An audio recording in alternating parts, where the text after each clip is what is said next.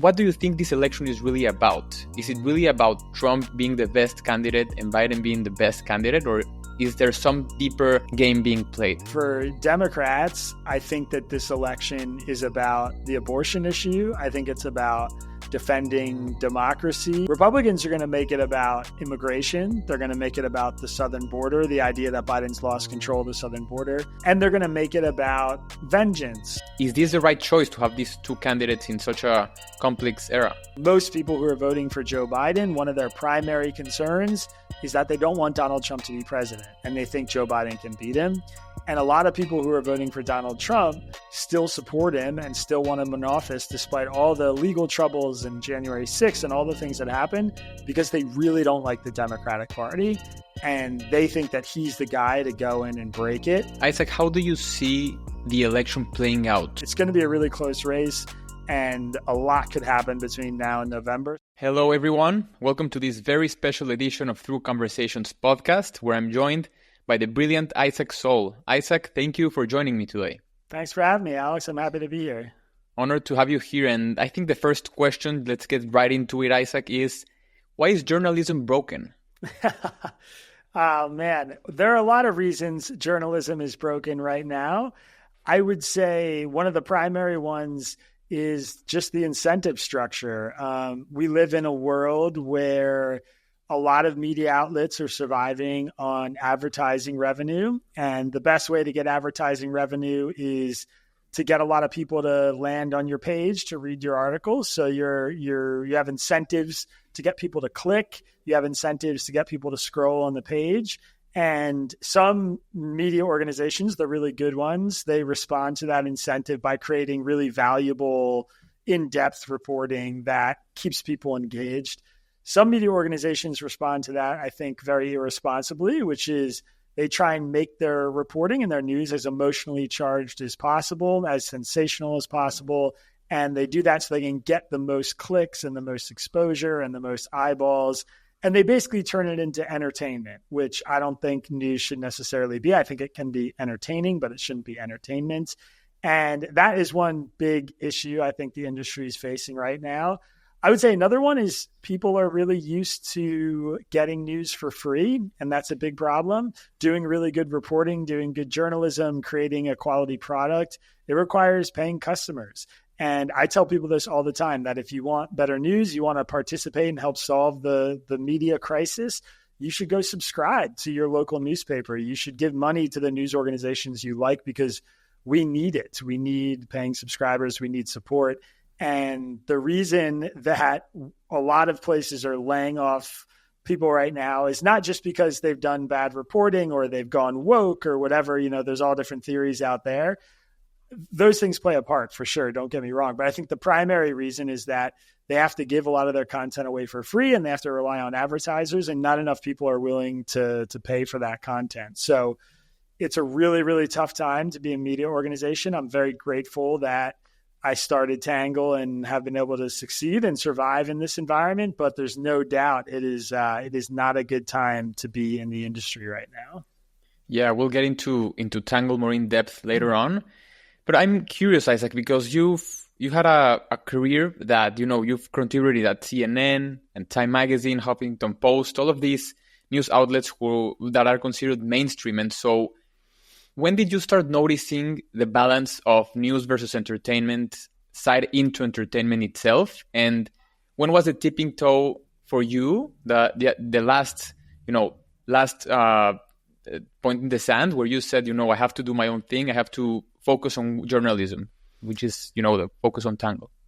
Yeah, I mean, for me, it was apparent from the very beginning. My first job ever was at the Huffington Post, which most people probably know has a liberal bias, a left lean. I mean, they cover a lot of news from the left liberal perspective.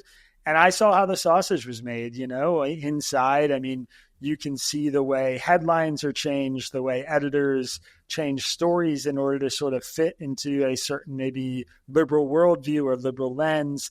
You can see the way they try and make a story a little bit more sensational because they know it's going to get shared more. I saw all that stuff happening, and I thought, at the time that was just how it was, and that was how you had to succeed. And that was, Huffington Post was a huge newsroom and they were doing really well. This was 2013, 2014. And they were relying on Facebook traffic and social media.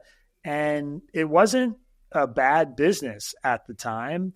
But the reality was it was putting a certain kind of poison, I think, out into the world. I mean, a lot of what the Huffington Post did was good, important, reliable journalism. And a lot of what it did was, very misleading or inflammatory journalism that I think was supposed to make people feel angry or upset or afraid, because that was a good way to get articles shared and clicked. So it wasn't unique to Huffington Post. I saw it, throughout different media organizations I've contributed to or worked for. And my last job before I started Tangle was with a media organization called A+, which was founded by Ashton Kutcher, the actor. And I was one of the first people on the editorial staff. And we tried to do things differently, but I think what I saw happen at A+ was that we relied on an advertising business model, and we became really attached to the people who were funding us, the people who were putting money into the organization. And there was a lot of pressure from the top down that was not focused on the content, but was focused exclusively on the business side of things. So it was all about hitting certain traffic goals. It was about metrics. The quality of the content didn't necessarily matter. And eventually we lost our readership because we were publishing stuff that just wasn't great quality content. So for me, that was the line in the sand where I really wanted to go out and do my own thing and build something that I thought was a little bit more sustainable.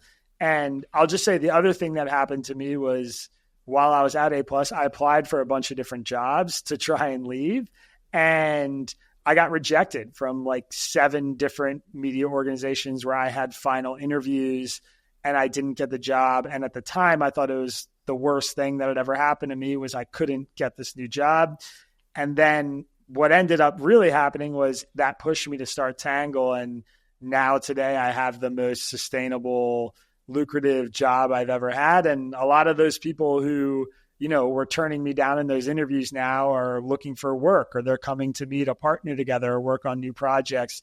So it ended up being a blessing, but at the time it was really, really difficult because, again, even then, this was 5 years ago, the media industry was struggling and it was hard to get a job. And I didn't love the work I was doing, but I also couldn't find any work that was better until I went out and made it for myself. Wow, it's a blessing in disguise, no? Definitely, yeah. You think that everything, when that happens, you're in the chaos of it all, and you say, like, where's the end? Where does this, gonna lie into? But I'm glad that everything worked out, and it worked perfectly. And selfishly speaking, it worked out perfectly because I really enjoy your reading and also the way you approach news in itself. Isaac, I'm curious because have you seen the TV show Boys, the Boys in Prime, the superheroes? No, I haven't. There's this scene, you should watch it. I'm not gonna, and mess up the plot twist for you, but it's about superheroes. But there's this particular scene where this guy, he wakes up at 7 a.m. and he scrolls down to his news source, and his news source says, X people are bad for the country. Then he goes to 7-Eleven, and in the news, he sees X people are bad for the country. Then he sees what his mom is watching. X people are bad for the country. Then on the evening, he scrolls again before going to sleep. X people are bad for the country. This happens for a week. This is like the first scene of the TV show. All of a sudden, he sees one of these people and at the 7-Eleven, and he decides to shoot him. Like he became so brainwashed into believing they were bad people, thanks to the news outlets that were saying that. Regardless, I have to plot twist a bit. I have to mess up the plot twist for you, Isaac. He wasn't part of that group, so he messed up. He wasn't part of it. He was just brainwashed, and so here, my conflict here is that we often think that news don't affect the real world. We do see them affecting the macro scale, perspectives of how we see issues, but then again, decisions of individual people. And so my question for you is how individuals can prevent this happening. How can we have, of course, part of that equation is reading more Tangle news. But how can we prevent that? And on the other hand, how can we unplug that addiction that we have to those sensationalist media? Because it's not only their fault. We are hooked into it. Yeah, I would say there are a couple pieces of advice I give people. The first one is every click that you make on the internet, on your phone, on Instagram, anytime you open a web browser, you should think about that click as giving $1 to something, to somebody. Any news organization that you click on, you see a headline about a bus crash that kills a bunch of kids, and you click on that article. In your mind, you should think, I just gave this news organization $1, because you did. They are going to profit from you coming in and reading that piece of news. And when you think about that, the sort of extension of that is this the kind of content I want to reward with my eyeballs and my dollars? Is this the stuff that I want to pay for? Even if it's not coming directly out of my bank account, is this the kind of content I want to signal that I like, that I want more of, and that this media company should make more of? Because that's the signal you're sending. I remember in 2016, I had a lot of friends who used to say, I hate how much the media covers Donald Trump. Why do you guys cover Donald Trump so much? I want to read about anything else that is not Donald Trump. And I said, if you go to the New York Times homepage right now, there's going to be 5 stories about Donald Trump, and there will be 2 stories about a healthcare bill that just passed. And if you go to that homepage and you click the Donald Trump story, they're going to publish more stories about Donald Trump, because they see that. They see how much interest there is, how many people want to do that. And so they're driven to do that. So think of your own role and your own responsibility in it. I think that's big. That's number one. Second thing is what I mentioned earlier, which is you should pay for your news, subscribe to news outlets you like, because supporting them in ways that they don't have to rely on advertisers or investors is a really healthy way to support their business. And then the third thing I would say is think about the last time you changed your mind about an issue, about a political issue. And if you have a hard time thinking of the last time that happened, then the reason why is because you're inundating yourself with news that just confirms your worldview, that confirms your perspectives. So seek out things that challenge you. If you're a liberal, go read Fox News. Just try it. Just see it to get a different perspective. Read the New York Post. And same thing, if you're a conservative, go read, some New York Times or go read Vox or go read the Huffington Post, because you want to get a little bit of that left of center perspective and have your views challenged a bit. And I think if you're operating in a space where you don't get your views challenged very often, then you are really just addicted to the kind of content and the kind of narratives that confirm all your prior beliefs. That's my opinion. Of course, reading Tangle is a great way to fight that, but I created Tangle because I wanted this to exist in the media space, because I didn't see it existing anywhere else. I wanted people to be able to go to one spot to get this really wide range of perspectives, because right now the reality is a lot of people are just living in these little silos where they're only learning and hearing and reading things that confirm their priors. And I think that's really, really dangerous. How have you been able to, of course, you had that realization that news was becoming sensationalist and the incentives were being tailor-made for money, for profit making, but the news industry is very hard, especially when people are hooked into confirming their own biases. And so my question here is twofold, Isaac. How have you been able yourself to identify, the articles that are sensationalist besides Tangle? Like, what kind of headlines should us be in the lookout for? And the other one, within your own articles and within your own staff, how have you been able to create this balanced perspective, one which also challenges the author's perspective while they write it? Great question. First of all, in terms of spotting sensational news, I would say if I read an article that is about, say, the immigration crisis on the border, if I'm reading something in the New York Times about that, the first thing I'll go do when I'm done the article is go try and read about the exact same story reported by a different outlet that maybe has a more conservative right-wing perspective. And if I see this huge gap between the way that they wrote about it and the facts they use and the quotes they have and the way the narrative goes, then I know somebody on one of these sides is sort of bending the truth or being a little sensational. And then I keep digging in. If I see that the stories are really kind of similar, but maybe there's some small language choices, then I think, okay, they're both putting their little twist on this. But generally speaking, the facts here have been pretty well established, and both, different narratives are kind of running along the same road, and we can sort of understand it this way. That's one thing I like to do, just to see if I can smoke out some of the kind of sensationalism. If I see a headline that says one thing and then I click into the article and I read it and I don't think the article supports the headline, then I think, okay, this seems a little sensational. I was a little misled. Maybe the social media post is misleading, and I click in and it's actually not quite as bad as what it said. And I remember, all right, this media organization does this. They have some misleading headlines. They have some sensational headlines or social media posts. With Tangle, it's a little different because what we do is we pull together perspectives from all across the political spectrum on any given issue. So the biggest thing for me is I have to go into that with humility, that I don't know the truth. I don't know what's right. I'm not the person who gets to decide the right or wrong perspective. What I'm trying to do is collect a really diverse range of opinions, put them all in one place, make them accessible for our readership, let them read through the decisions, and then they can decide which ones are the most convincing to them.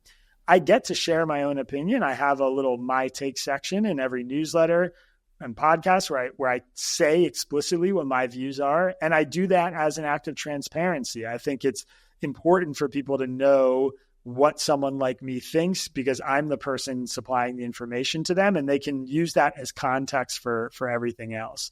But the biggest thing is we believe fundamentally that these debates should be happening openly, fairly, with equal space to different groups.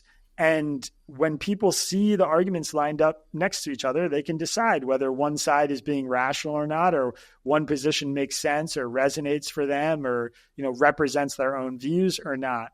And what we found through our work is this makes people a lot more open-minded. It makes them a lot more curious. It makes their positions a lot more nuanced. They become less attached to their political identity. They become a lot more willing to say things like, this actually changed my mind, or this is the first time I disagree with the Democratic Party about something, et cetera. And so I've seen and have the personal testimony of tens of thousands of readers who actually have their minds change and have the way they think about these issues change and become more nuanced when they actually see a really good representation of the other side's arguments. All that stuff, I think, helps reinforce what we're doing and what we're trying to do. And just by virtue of putting that stuff together, I think we create a product that is a lot less sensational. And, if we're ringing the alarms about something, it's because a lot of people are, and because it's probably something that's worth worrying or being concerned about. And oftentimes what happens is we cover a story and people who are freaking out about the story one way or the other read our coverage, and then they realize, oh, there's actually maybe a lot more nuance to this issue than I thought. And that's the reality of it. I mean, most things people fight about in our country, in the United States, are complicated. And that's why people fight about them, is because they aren't simple, and there isn't a black and white answer, and one side isn't obviously right. If that was true, there wouldn't be much of a fight to be had most of the time. That's really interesting. And it also makes me think deeper into another question, which is,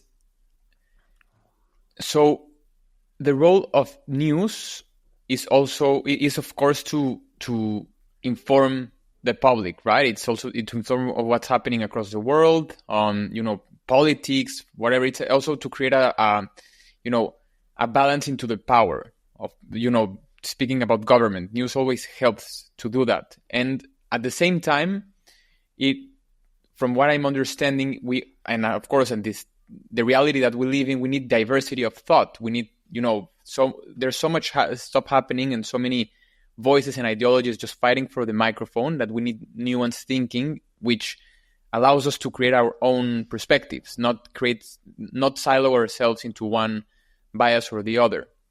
But my question here is for you, Isaac, being a curator of news, is how, because if we're trying to optimize for diversity, let's say diversity of thought, just to all perspectives are weighing in, is the truth getting more diluted in your perspective? Or how do you find that, that balance between, let's just be cutthroat here, this is a real scenario, and this is the commentary?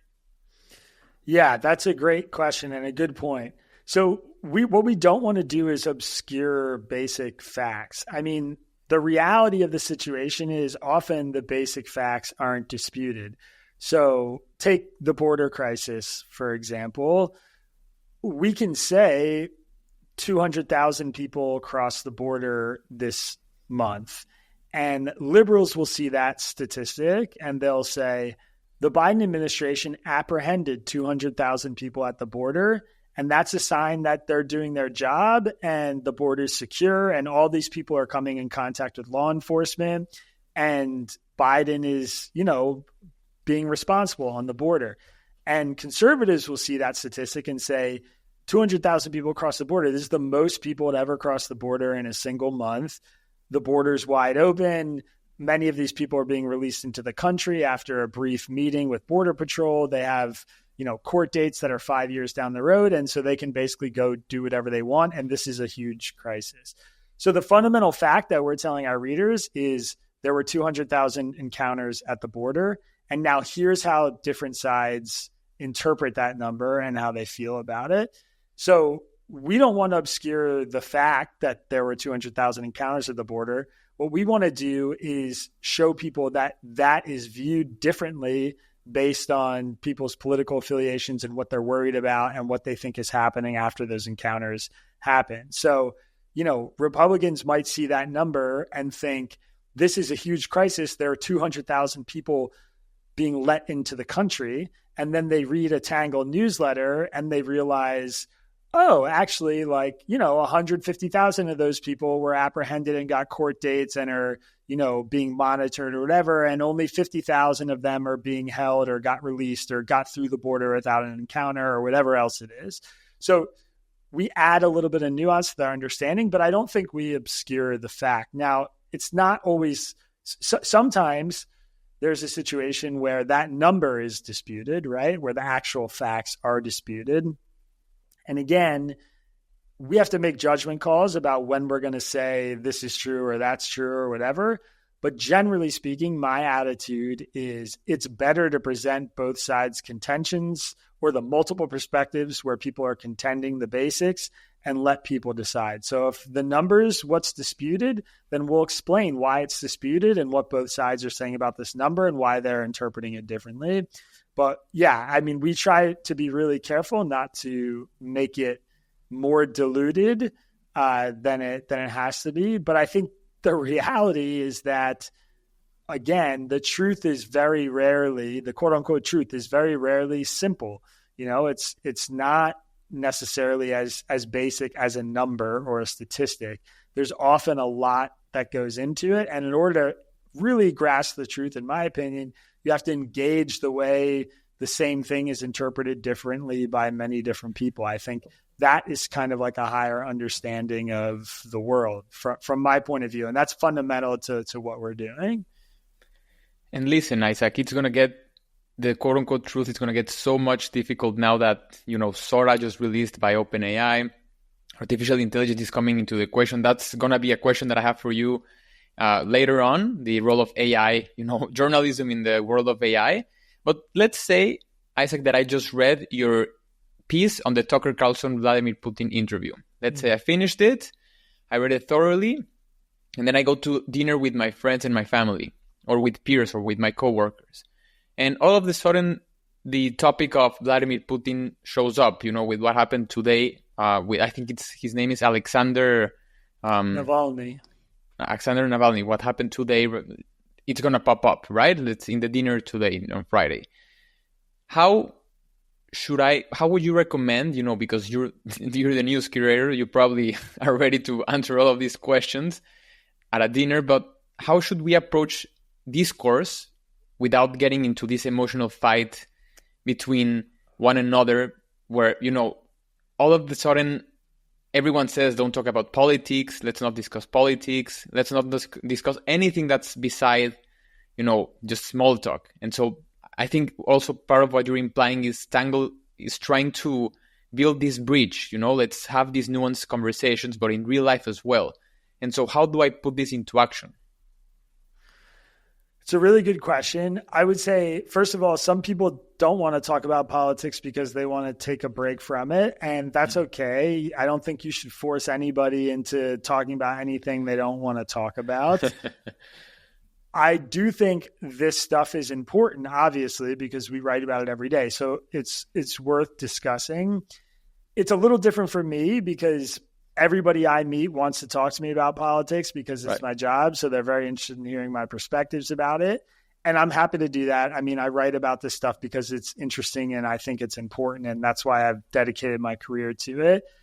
I think for people who are interested in having these conversations, it's really the fundamental most important thing to do is to make it clear to people that they can share their views or perspectives without being judged really harshly. So, one thing that's really important to me is if I'm going to ask somebody a question about, what they think of the war in Ukraine or whatever, their immediate response oftentimes is going to be a little bit of apprehension, a little bit nervous, like, I don't know enough to talk about it, so I don't want to say. And I try and say things because I'm often really interested. Like, I don't care what your perspective is. I'm just very curious what your view is because I trust you. I think you're a smart person. I think it's interesting to me to hear you're somebody who's not an expert on this issue, but you read the news sometimes. And I'm very curious what your perspective is. What information makes it down to you? That is helpful for me. It's informative to me. And people generally respond well to that. They respond well to the idea that someone's interested in their opinion, that they can speak without being judged harshly. And it's okay for them to say something and maybe get it wrong or have a conversation or a little bit of a debate or an argument about it. And that, it's okay for them to change their minds too. I think that's another thing I talk about in Tangle all the time is my political views change all the time. I read something that changes my mind about an issue. And that wasn't the case 10 years ago or 8 years ago. It happened because the work of doing Tangle made me flex that muscle over and over again. And I got way better at it. And I realized it actually is totally okay to change your mind about stuff. And so I think giving people a space to move their position, even in the conversation you're having, is a good way to make them comfortable and to have sort of a productive, thoughtful conversation. And that's one of the things that's really important to me is, sometimes I change my view on something and a reader will write in and say, 6 months ago, you said this and now you're saying this. And I say, yeah, well, I read this article that really convinced me that I was wrong before. And that's okay. You don't have to stick to your position. In fact, sticking to your position, I think, is actually not a sign of wisdom. It's a sign of being stubborn and closed-minded. And if your positions aren't changing, again, you're probably not putting yourself out there and being exposed to arguments that really challenge you. So anytime, you want to talk about politics or you're trying to have that conversation, I would say it's really important to make it feel like a space where people can share their views honestly and not be judged or condemned or criticized for them. Make it an actual conversation and be interested in what people actually have to say without just doing it so you can talk about whatever your own worldviews are. Absolutely. And I think that, switching into your perspective into real life situations that are happening across the world, especially in politics, we're right now entering every day deeper into a presidential election cycle. And, you've written about Trump versus Biden, the rematch. We've also published some very great videos on YouTube, especially I really like the one with the perfect candidate. How can we build that one? Which I would love for you to share, what would be good traits for our listeners who haven't watched that video. I'll put the link in the notes for that video as well. But Isaac, here is where the political situation gets a bit murkier, especially with the context that we're living in. And this is my perspective. I don't think a lot of us are very excited about the Trump versus Biden rematch, especially with age concerns. That's my perspective, the biggest of all. Policy we can discuss a bit further more. But on your perspective, how should we approach this election, first of all? And secondly, what do you think this election is really about? Is it really about Trump being the best candidate and Biden being the best candidate, or is there some deeper game being played? So, first of all, I think everybody has different issues that are important to them. So, Donald Trump and Joe Biden are very different. I wrote about this today. I think there's something that's happening right now that's really bizarre, which is both sides are sort of saying, these candidates are actually really alike. The people who are Democrats defending Joe Biden are saying, well, actually, Donald Trump is really old and he forgets stuff too, and his mind is not great either. And people who are Republicans are saying, oh, Joe Biden's immigration policies have just turned into Donald Trump's now, and he realized Donald Trump was right about everything. And it's not true. They're not the same. The age differences and the way they present are very different between Donald Trump and Joe Biden. Joe Biden and Donald Trump's immigration policies are really different. Their policies in foreign policy are really different. Their policies on healthcare are really different. So first of all, it matters who you vote for. It matters who the next president is going to be. It will probably impact you in some ways. And I think that's a really important thing to just consider, is that it does matter. A lot of people, I think, right now are very kind of upset with the choices we have. And so there's this fatalism, like, it doesn't matter. We're stuck with these two guys. My vote doesn't matter, whatever. And that's not true. It does. So that's one.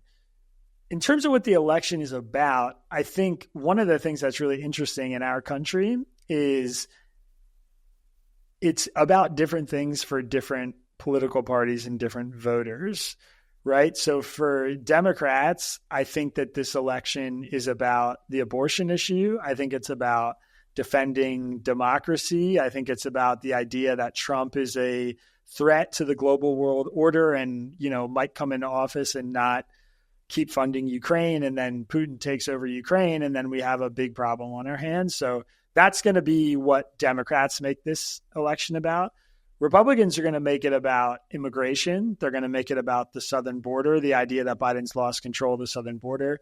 They're going to make it about the economy, about the fact that Biden oversaw a lot of inflation and that we're still facing inflationary pressures.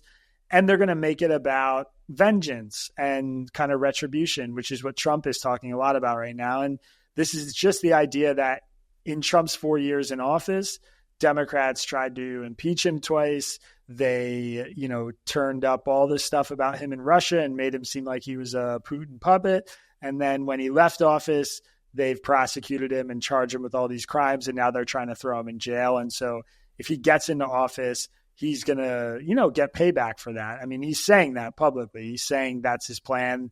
And that's why people should vote for him, is because he's going to right all these wrongs.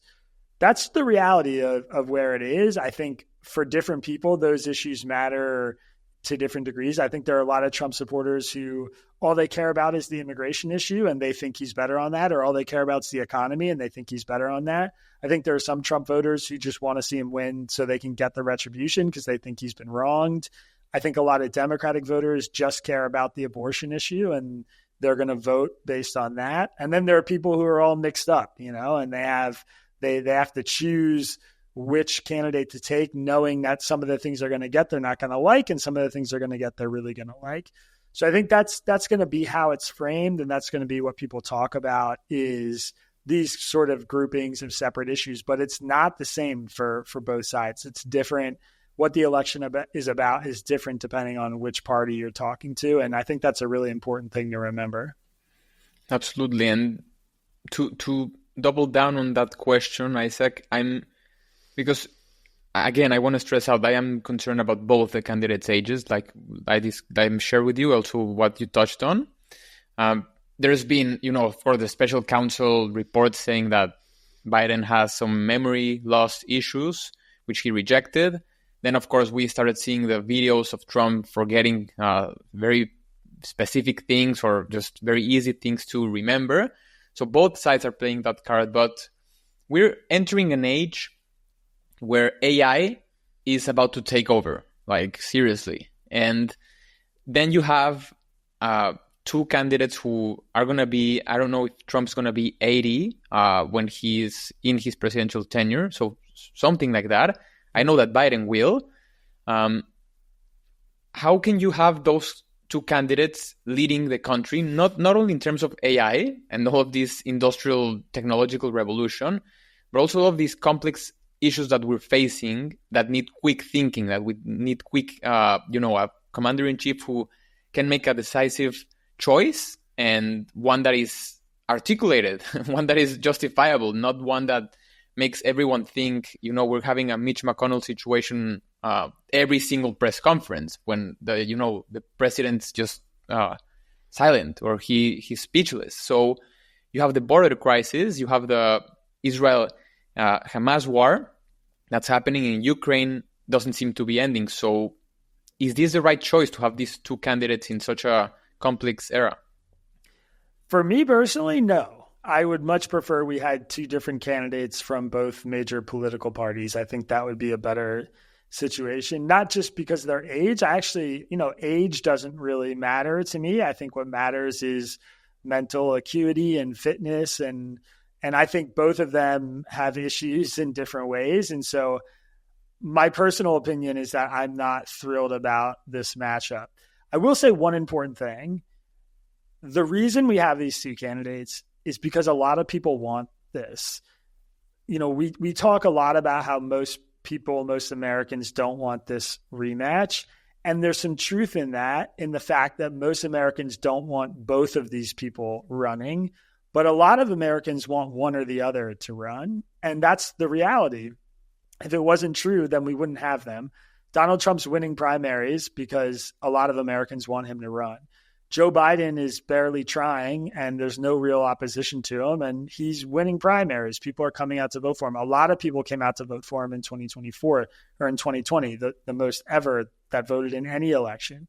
So 81 million people voted for Joe Biden, right? That means there's a lot of people out there that want him to be in the White House. Maybe some of them don't want him to be in the White House for a second term, but he's certainly got enough people who turned out and helped him get in office before. So I do think it's important to remember that a lot of people want them. I think the reason a lot of people want these candidates is because we live in an era of what's called negative polarization. So the biggest motivating factor for a lot of voters is that they dislike the other party or they dislike the other candidate. So most people who are voting for Joe Biden, one of their primary concerns is that they don't want Donald Trump to be president and they think Joe Biden can beat him. And a lot of people who are voting for Donald Trump still support him and still want him in office despite all the legal troubles in January 6th and all the things that happened, because they really don't like the Democratic Party and they think that he's the guy to go in and break it and fix it, basically. So we have to remember that no matter how we feel about the candidates together and the rematch, the reality is that a lot of people really want one or the other, or else we wouldn't have them as candidates because they would lose in the elections, and they're not losing in the elections. And I don't love it. I wish that it was two different people. I think the age stuff is really a big issue. I think, related to artificial intelligence, I don't know how much it's going to change our country or the world in the next few years. It's impossible to predict. I think there are some scenarios where it has a really big impact. I think there are some scenarios where it's a lot less impactful in the next 5 years than a lot of people think it's going to be. I saw the Sola stuff. It's mind-blowing. I can't believe we're there. It's happening really quickly. It's really cool. I think it's scary too, and it's going to impact things in ways we can't possibly predict. And I would love it if we had legislators and members of the White House and experts working for the government who were 30-year-old engineers that knew how to build this stuff and really knew how to regulate it and contain it and work with it. We don't have that because our government doesn't pay very well. And those guys who can do that stuff are all going to, work for $500,000 a year at some tech company. But hopefully we'll have a government in place that is cognizant of the fact they're not experts in this space and are willing to go seek those experts out for counsel and for help. And that's, the thing that I bank on is that they have the wisdom to understand that they don't know how to best function in this world. But it's really scary. I mean, I watch Senate hearings on Facebook, and there's 70-year-old senators who don't know how Facebook works, let alone how AI voice to video works. So it's a really intense time. And I think there's a lot of opportunity for disruption and some chaos, and we should all be ready for that for sure. Isaac, how do you see the election playing out? How do you see, of course, these are the two candidates. I don't know if by today, I didn't read that Nikki Haley was not longer in the fight, or Dean Phillips on the Democratic side, who I would love to host here. I've been trying to reach him actively. I've hosted Marianne Williamson, but not Dean. But beside that, how do you see this playing out? It's a good question. I mean, the big question mark is what happens in Trump's trials. If he has to stand trial before the election, and if he gets convicted of anything before the election, I think he's probably going to lose. I think that would be a really big blow to him. There are some polls that show 25% of Republican voters say they would not vote for Donald Trump if he was found guilty on some of these charges. So it would be really damaging to his image. And I think that's important to keep in mind, and maybe people are underestimating. The questions around Joe Biden are very real. I think nobody is going to replace him. He will be the nominee unless he has some kind of major health crisis or something like that, which is certainly possible given his age.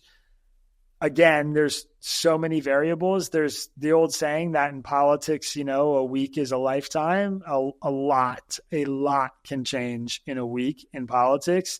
And we're 9 months away from the election, or 8 months away from the election. So a lot's going to change between now and then. And it's very possible, Trump could get convicted and drop out, or Biden could decide, I'm not up for this, or he has some kind of old senile moment or something in front of the press that's so bad and there's so much pressure for him to drop out that he has to pass it on to somebody else.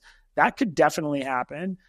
If it's Biden and if it's Trump, I think right now, today, we're recording this on February 16th. I think Biden has a slight advantage. And I say that just because I think the Democratic Party has been winning elections for 4 years now, since 2020, for 6 years, since 2018. Donald Trump is a very popular candidate among Republicans, but he is not a popular candidate with independents and moderate voters and moderate Republicans. And the result has been with him as the face of the party.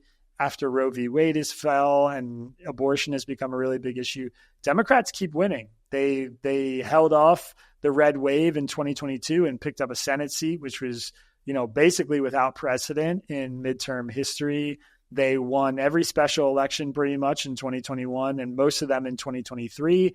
And then this year they've swept all the important elections. They flipped the Virginia House. They won special elections in Pennsylvania and Wisconsin for Supreme Court seats. I mean, they keep winning, and they're winning in swing states. And I think, if I had to put money on something, I would bet on Joe Biden, but it's going to be a really close race and a lot could happen between now and November. So, I reserve the right to change my answer, I guess, depending on how things shake out.